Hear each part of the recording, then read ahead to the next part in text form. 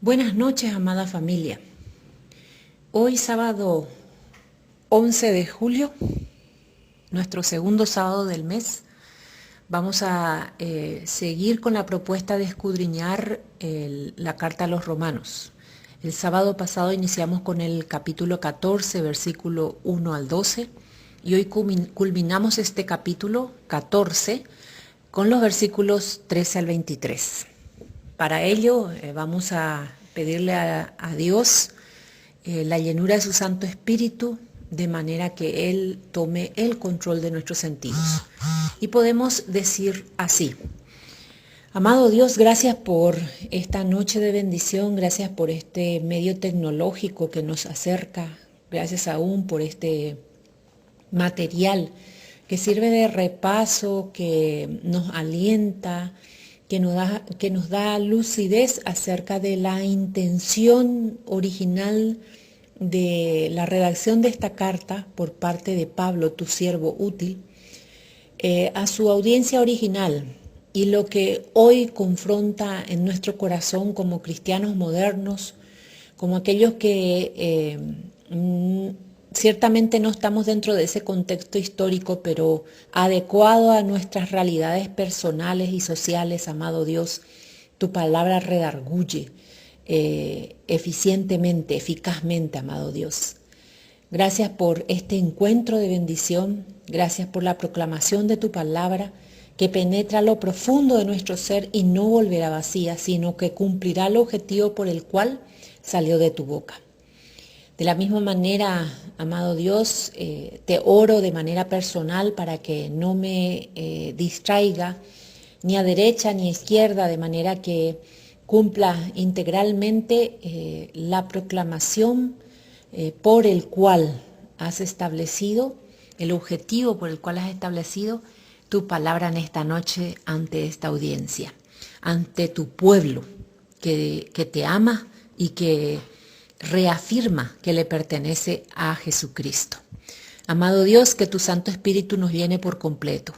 Con humildad de corazón te suplicamos que tengamos la disposición correcta y los sentidos controlados por tu Santo Espíritu, para que sea Él sellando el propósito de tu palabra en nuestras vidas. Te lo pedimos en el nombre de Cristo Jesús y en acción de gracias. Amén. Muy bien, vamos entonces a hacer una corta introducción, entrelazando con lo que el sábado pasado habíamos avanzado en los versículos 1 al 12. El tema del cómo debieran los cristianos tratarse los unos a los otros comienza en estos versículos 1 al 12. Y está basado en la verdad de que los cristianos deben aceptar a todas las clases de cristianos, porque Cristo acepta a todos. Esta segunda sección, que abarca del 13 al 23, es acerca de la libertad y responsabilidad cristiana. Desarrolla el tema desde el punto de vista del amor a Dios en Cristo de parte del creyente, por lo que ama a los hermanos en Cristo que son diferentes. Tal como Jesús puso su vida por los creyentes y ellos ponen su libertad por quienes Cristo murió. Los cristianos son guarda de sus hermanos a través de Cristo y debido a Cristo. La tarea del creyente en Cristo no es cambiar al otro, sino amarlo y respetarlo. Es un asunto del corazón, no de la mente.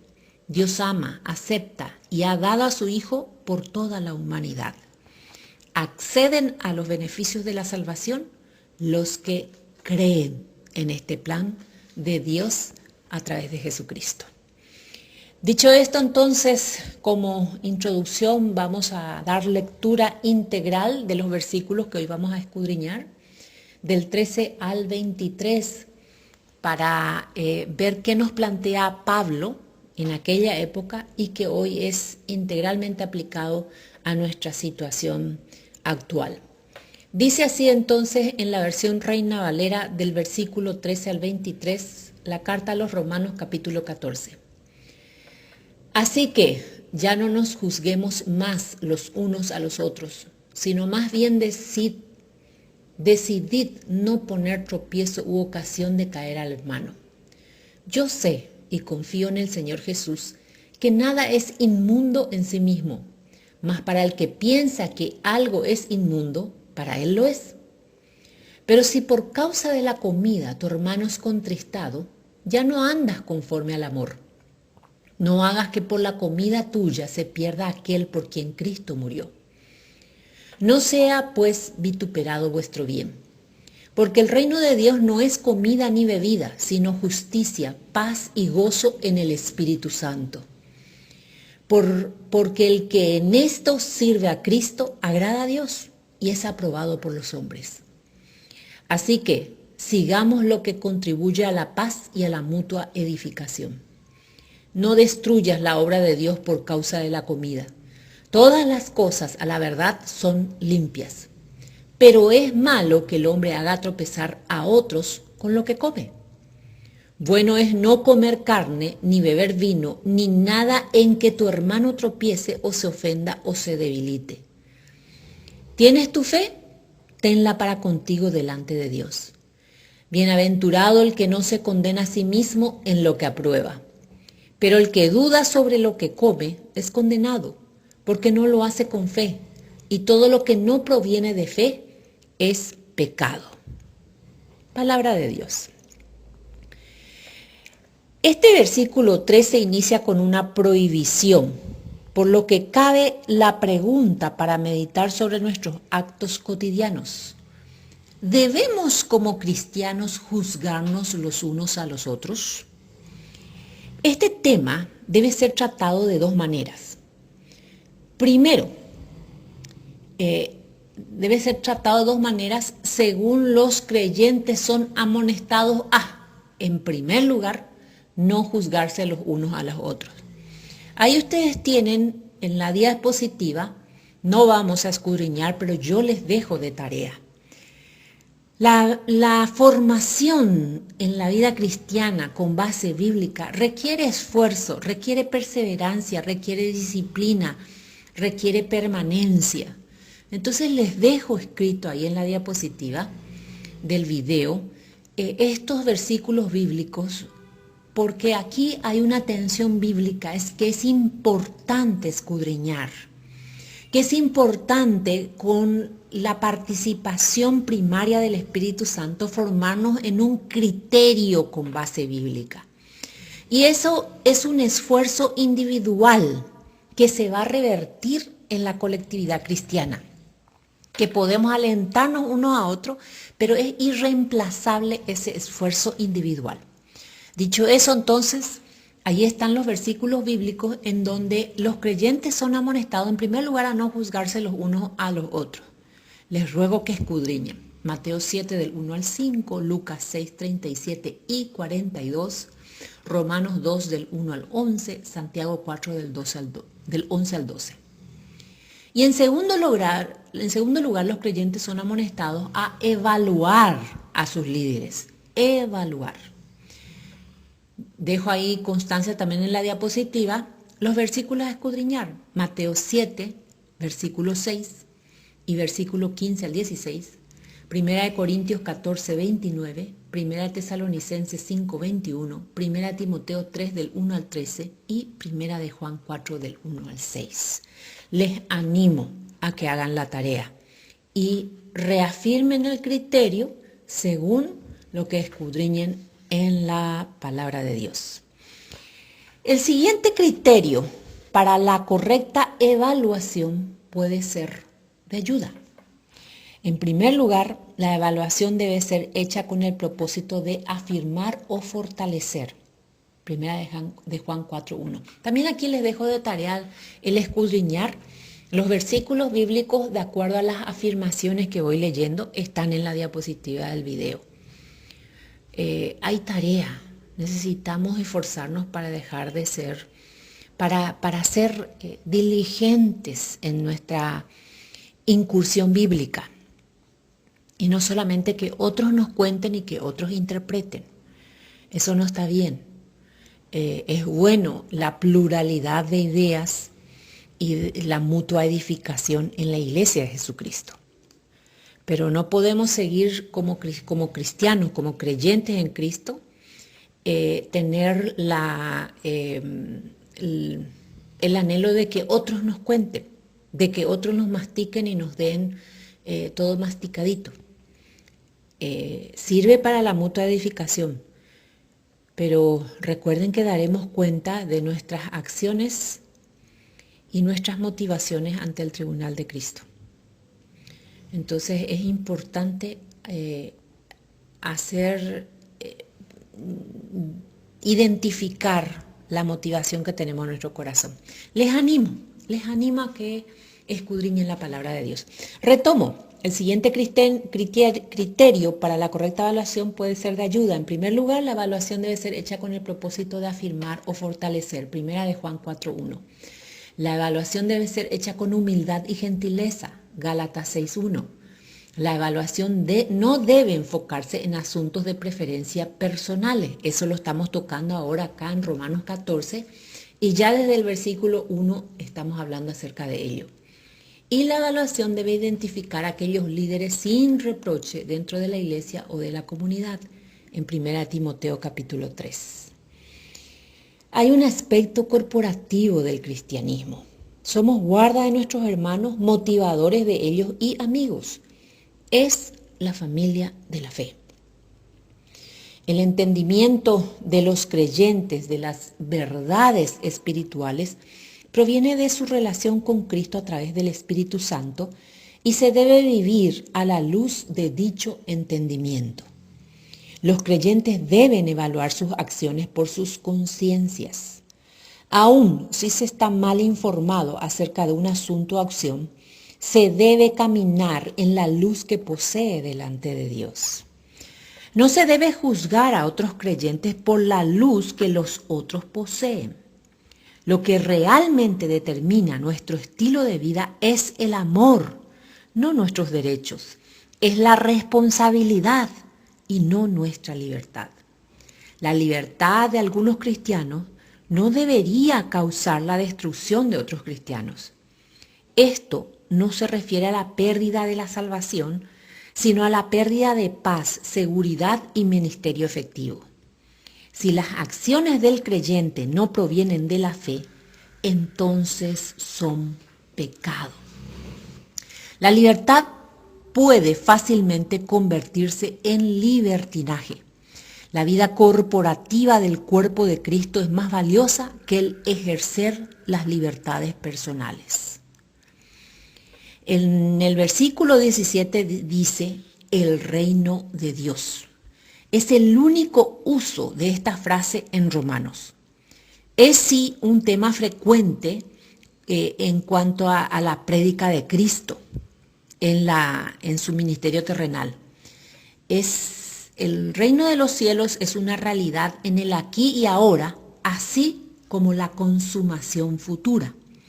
Y voy a dar una breve explicación acerca de esto. En el Antiguo Testamento se pensaba de Dios como el rey de Israel y el Mesías como el rey ideal.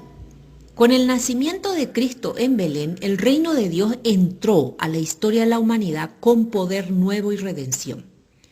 Juan el Bautista proclamó la cercanía del reino. Cristo claramente enseñó que el reino estaba presente en él mismo y en sus enseñanzas. Sin embargo, el reino de Dios es también aún algo futuro. Muy bien, dicho esto, retomo la explicación de los versículos que estamos escudriñando del capítulo 14 de la carta a los Romanos.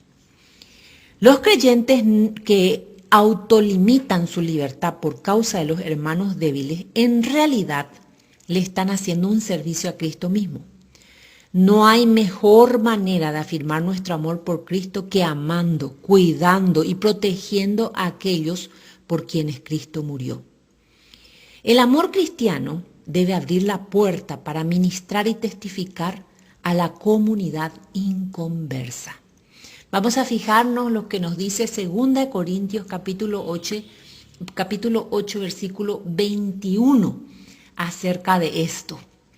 Procurando hacer las cosas honradamente, no solo delante del Señor, sino también delante de los hombres. Honradez como para glorificarle al Señor. Dependiendo del cómo nos tratemos unos a otros dentro de la comunidad de fe, podemos testificar, ya sea positiva o negativamente. Este trato es un trato integral, es decir, tanto de frente a mi hermano en la fe, como que cuando esté ausente. Porque hay un autoengaño muy grande acerca de hablar ciertas cosas del hermano cuando no está presente. Y tenemos una aparente seguridad de que es justificado hacer eso. Hay muchas actitudes que como creyentes hemos estado teniendo sin discernir la situación pecaminosa delante de Dios. Porque tenemos enmascarada la motivación real en nuestra mente y en nuestro corazón. Vamos a ver ahora las cosas que los cristianos deben seguir.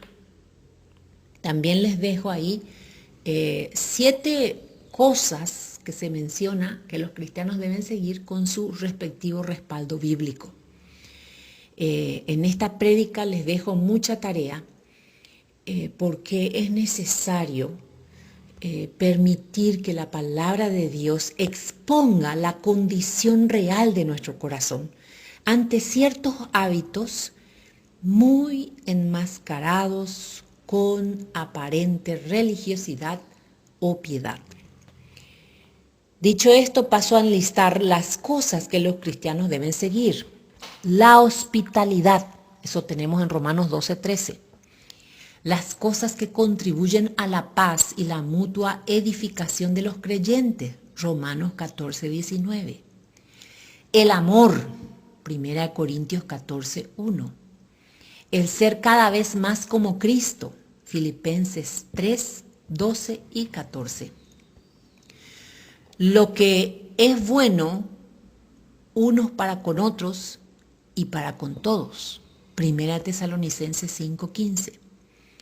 La justicia, la piedad, la fe, la paciencia y la mansedumbre, 1 Timoteo 6:11. La justicia, la fe, el amor y la paz con los que de corazón limpio invocan al Señor, 2 Timoteo 2:22.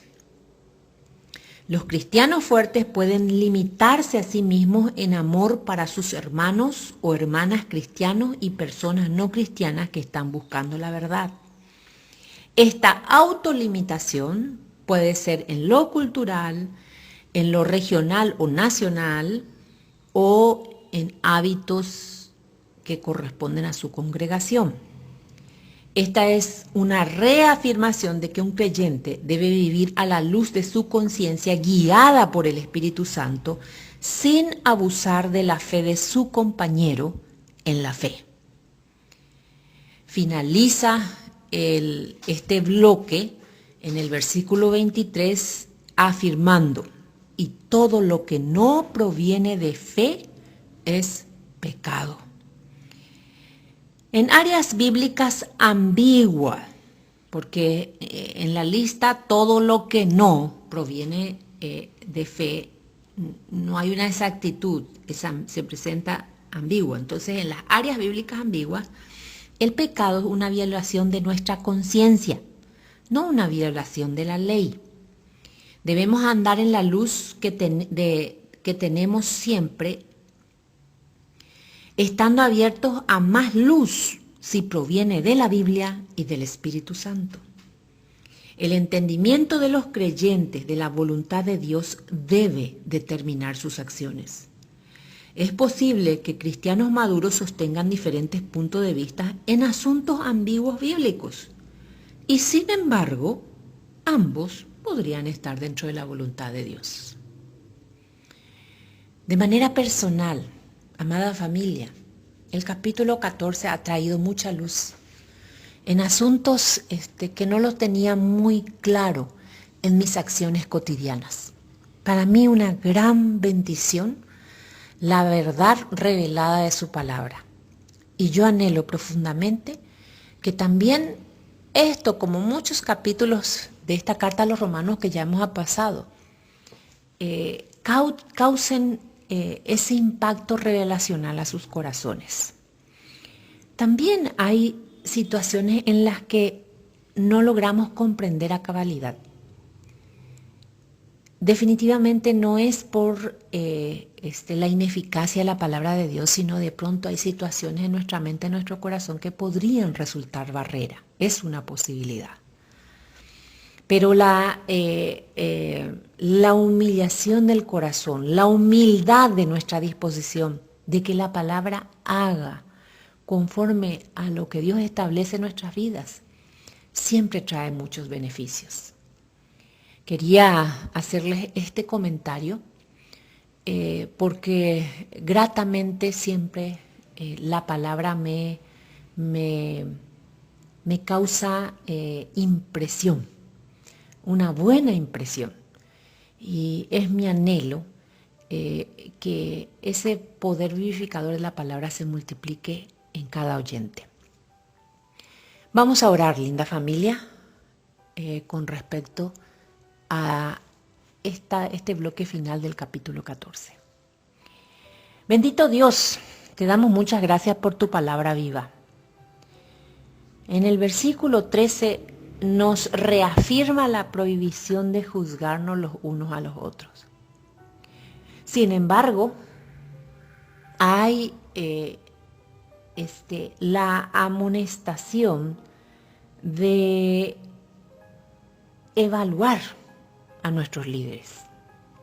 Algo un tanto controversial de pronto, así de buenas a primeras, amado Dios. Pero qué bueno contar con todas las premisas bíblicas para poder, junto con tu Santo Espíritu, para que tu Santo Espíritu impresione nuestro intelecto y discernir y a tomar de la luz de tu entendimiento, amado Dios, para poder participar del objetivo de cada disposición tuya. Es vivificador tu palabra, amado Dios. Nos confronta en lo profundo de nuestro ser, en nuestras líneas más íntimas de pensamiento, que finalmente es el motor de nuestras acciones. Te pedimos perdón, amado Dios. Perdón por nuestra necedad, perdón por nuestra ignorancia voluntaria. Y te suplicamos que tu Santo Espíritu nos fortalezca, nos renueve cada día en ese entendimiento, en esa luz, anhelar mayor luz para no solamente comprender, sino que vivir tu palabra que es viva y eficaz, amado Dios. Entender que todos los cristianos somos diferentes y que nuestro máximo ideal es amarnos y respetarnos. Y dentro de la acción del respeto y la acción del amor es el motivarnos, es el soportarnos, es el exhortarnos. Gracias, amado Dios. Verbos que hoy cobran vida y que nos da una disposición extra, como nos fortalece para continuar con esta carrera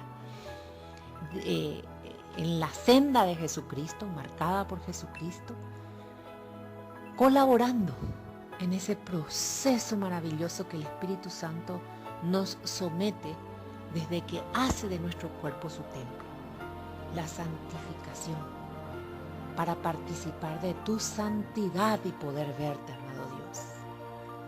Gracias, amado Rey. En esta noche de bendición, con gozo nos quedamos y que tu palabra siga escudriñando cada acto nuestro para dar luz, porque voluntariamente rechazamos toda sombra de tinieblas en nuestro entendimiento y en nuestro corazón. Te lo pedimos en gratitud